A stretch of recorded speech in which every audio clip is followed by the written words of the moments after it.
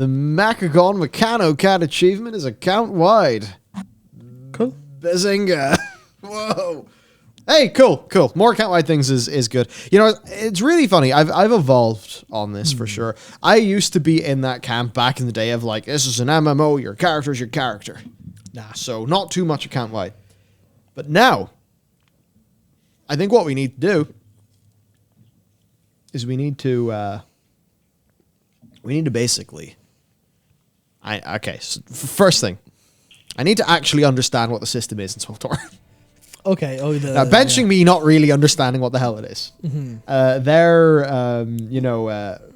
was going to say hereditary. What do you call them? Is it legacies? No? Legacies, yes. They basically have like a neat way of tying everything in, like your characters are all some family tree or some shit. And I would not make it a lore prescriptive thing, like, oh yeah, you know, this character is the aunt of that character. I wouldn't do any of that shit. But something where it's like you have this account level or something for World of Warcraft.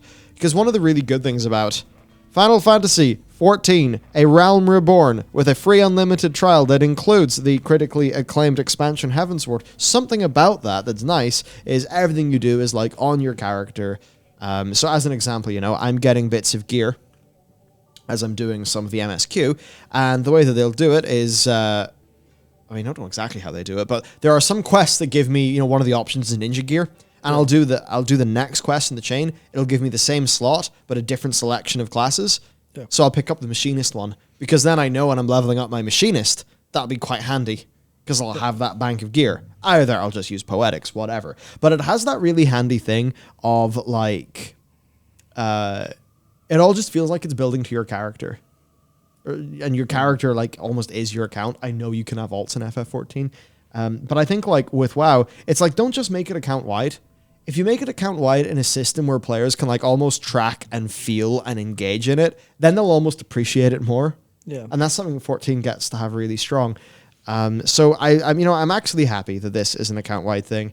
I think that's a good way to do it. Yeah, I mean, maybe the legacy system of SWTOR is something to investigate. And maybe... that'll be there in 10.0, and that will be a part of how 10.0 is different, as Towley teased. And hopefully it is. Yeah, so one thing I'd actually like to ask chat is, because I was kind of talking and thinking about Destiny 2 earlier this week, and thinking obviously about World of Warcraft and FF14, as I always fucking do, but one of the things that bounced me off Destiny 2, as a player who doesn't play a lot of the time, but will play a little bit every expansion or a little bit every now and again, just to hop in and get a feel for the mechanics, play a couple rounds of Crucible and go, oh, I'm shit as this as always, never mind. One of the reasons that I don't like sticking with that an awful lot is the lack of permanent progression.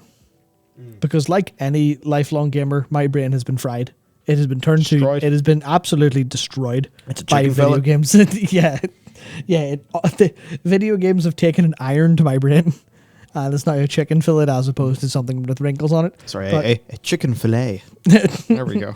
Yeah, can't fillet. I don't know, some joke there, but the point is that without a sense of permanent progression in a game like that, I always feel like I'm wasting my time or wasting my effort. And then Destiny 2 is like that, where obviously you've got some permanency in like achievements, you've got some permanency in your experience, you've got some permanency in what items you have in your vault. It's like all the power progression, just I couldn't be bothered playing, because everything I do will be lost by the next time I come back to play it. And World of Warcraft feels a lot of the same, where I feel like any progress I make on any character is completely lost unless I play a lot. Yeah. So it's almost like the investment to actually get any use out of my little bit of initial progression. It kind of keeps me rolling into the snowball of having to play the game. Whereas in FF14, there's a lot more progression that's horizontal and a lot more progression that's kind of whatever anytime. Yeah. So I can log in and spend 30 minutes that maybe I'm not sitting down going, I'm going to have fun for 30 minutes. Maybe it's the idea of, you know, I'm going to progress 30 minutes because I've got half an hour before bedtime and I don't really feel like doing anything else. And I'll just be able to do a roulette and get a little bit of XP. And that just feels good to me versus the Destiny 2 equivalent of I'll log in and there's nothing I can do that feels permanent. Yeah, World of Warcraft, there's nothing I can do that feels permanent. You see, it's weird because technically there is. You can do all that Covenant stuff. And I think it's just the Covenant stuff hasn't worked. Because like Legion... Largely. Yeah. Well, Legion is a microcosm on the cosmetic front anyway of that, where I think that's part of why Legion was so successful. Like, you could do your Suramar thing for the Fox. You could, you know, get your artifact appearances. You could, you know, you could do all of that, right? And people kind of feel like, you know, it's what I was saying earlier about the legacies, or if you had a system like that. So it's not just, oh, your achievement will be there and you log onto an alt. It's like, it's somewhere where you can see it. Because I think in Legion, it was like, you go to your, you know, you click in your thing, you see how much of your artifact and your tints you've unlocked, and you feel like you can work through it. And like, that's just where World of Warcraft has such a big leg up over so many games. Like, at a fundamental, it doesn't make good on it that much, especially as it's went very, like, trying to be like Destiny 2, I guess. But the thing with Destiny 2 is, you know, it could have had a lot of that permanence, but it chose to have, you know, Destiny fashion be the Eververse store and then be a money thing. Yeah. So they decided to go more on the, like, selling skins route than the, you know, fashion is the end game route.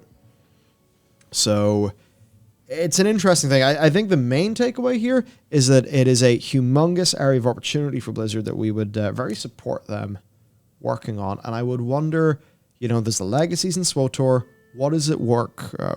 How does it work for Blizzard? What does it look like? What would their take in that be?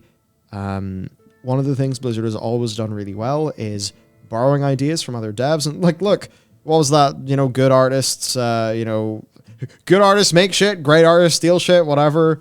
I mean, there's nothing wrong with taking that idea from SWTOR and then doing it with a Warcraft spin and a high level of polish, and people would love that. I think it would be great for the game.